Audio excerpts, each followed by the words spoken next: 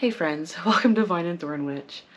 Today I'm going to explore the topic of how energy works and how to direct it, how to use it, how to recognize it, and then I'm going to also share how to charge a candle with your own personal energy.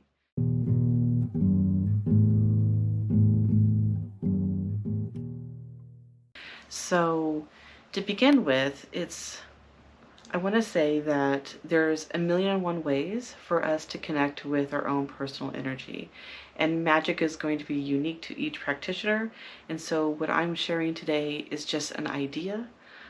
It's the way that I do things, and it's fun to listen to other people and how they do things, and little bits and pieces can inspire us. We can resonate with it, and etc. Energy work is something that can sound nonsensical. It can sound difficult, and it can sound really simplistic. So it depends on the way that you're feeling about it and where you are in your headspace. However, energy work is something that is explored and experienced every day. An easy way to understand it is when someone comes into your personal space when you're having a conversation. You'll notice that your body will react in different ways when someone approaches you to talk to you. If they come too close, you're naturally pull away from them. And if they don't come too close, you'll notice that you kind of lean in, maybe, if you like what they're saying. There's other things that our body does naturally. If we don't like what we're saying, or if we don't like the person, we tend to turn away from a little bit and continue talking, but we're like already ready to go away. So all of those things, those natural body things, are energy language. And if we begin to understand the emotions and the thought processes that are connecting to our body's natural movements, then we begin to understand what is happening with our bodies in the realm of energy. And as a witch, we can learn how to use that energy in our magic and our craft. And it is the most key thing on how to charge a spell, if you do any spell weaving, how to charge candles, and etc. So to begin with, it is hair somewhere touching me. To begin with, it's really important to start focusing on the energy points of the body. So there are different schools of thought within this, chakra, meridian lines.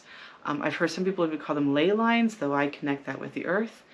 However, the point is that there is energy points on every person, and every person is going to be slightly different. There isn't an exact thing for this energy.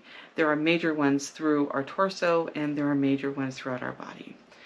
There are commonality within these energy points, though, and the different schools of thought, as you explore them, start to share how there are different ways of seeing this. What's important for you is to start to understand what is happening with your body and how it is interacting with energy. So when you start to feel an emotion, notice on your body where you might feel warm or cold.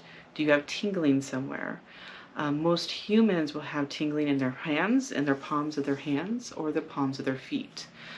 They also might feel tingling somewhere in the torso of their body, in their thighs. I have a friend that always feels it in the back of their head.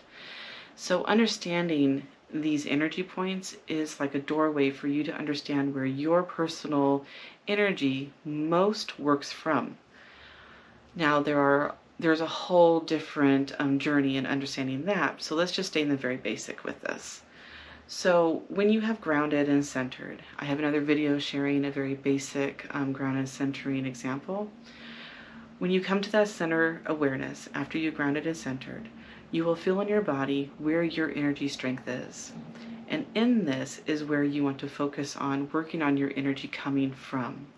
In the same way that we create an energy boundary or a protection circle around us, how that is created in you is where that energy is going to come from. So for me personally, I'm a very grounded, earthy person. So for me, it comes from my lower energy points. And I will feel these rise up and come out and expand around me.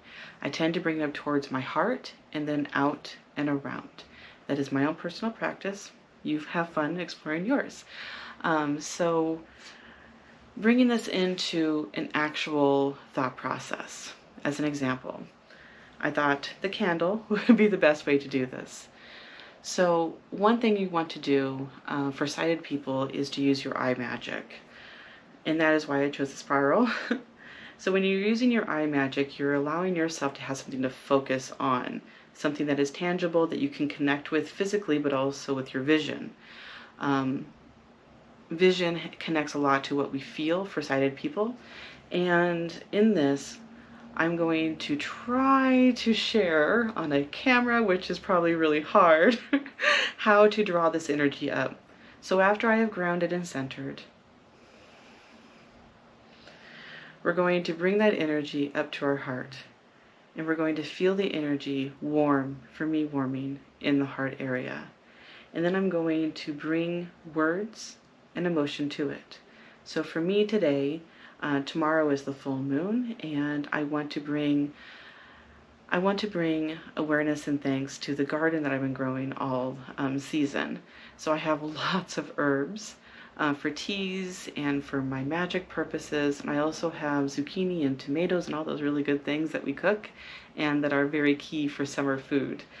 So I want to bring awareness to the appreciation I have on this garden that I've been working with, and all of the energy that I've been putting into it equals to the energy of emotion that I've been putting into it. So that physical work is the energy I've been putting into it also. With that, the season has been very wet and has had kind of 50-50 of downpours and then sunshine. And it's been a really interesting, bug-happy season, but I have not needed to go out and water my garden one time, and none of my plants are getting sunburnt. So there's a beautiful balance that I'm recognizing happening in my garden. I just wish that the bunnies would leave my black beans alone. Anyways, so I'm going to go ahead and bring that focus of that appreciation, the work that I've been doing. I'm going to bring the thought and try to visualize the thought of me working in the garden into my mind as I bring the emotion of how much I enjoy gardening, how much I enjoy sharing food that I cook from my garden, sharing magic from my garden, how much I enjoy working with these herbs and forming relationships with these herbs and watching them from a little sapling grow into these beautiful big plants, harvesting and working with the leaves and the flowers, collecting their seeds, all the different things that go into my practice with my garden. So there's a lot of emotion in that. There's thought in that, bringing me into the physical of where I am right now. And of course, that is going to be in the heart, the physical.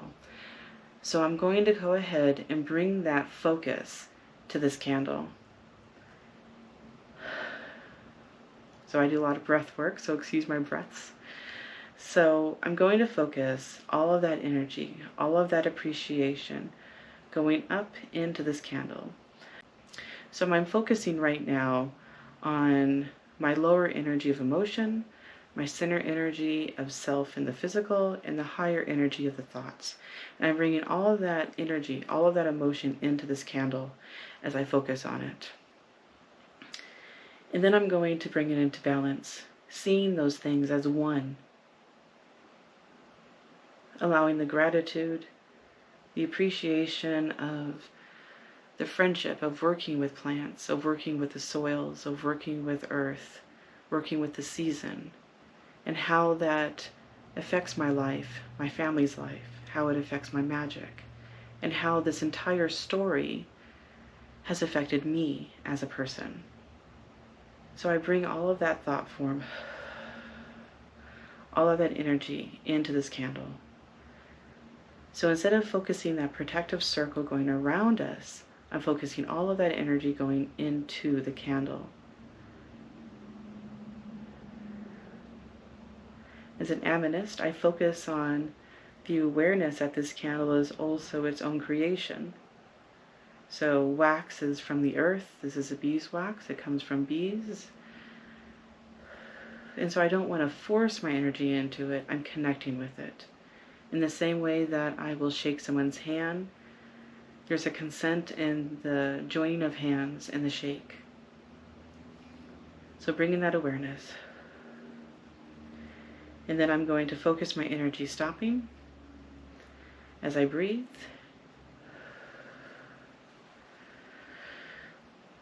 And connect. And what it feels like for me when I do that is as if I have water flowing from me and then I've just shut off the valve. And so you'll feel this resistance, and then I ground and center it again. And this again is my personal practice. All practice, all skill within magic comes from education, experience, practicing at it, and building your own personal skill. So everyone's going to do it a little bit differently. I just thought I would open the door and share how I do it. So this candle is now ready for me to, I can add oils to it, I can add some herbs to it to dress it, and prepare it for tomorrow's full moon.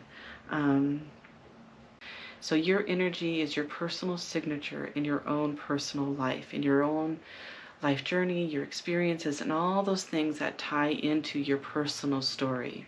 And when you apply that into your witchcraft, into the way that you weave your spells, the way you connect with candles, the way that you work with the earth in whichever way it is, whether it's in an urban area and there's that tree down the street, or a park, or you're out in the rural like I am, it's always going to be personal to you. And so what I say is celebrate it, explore your joys, and allow those joys to become part of your everyday practice.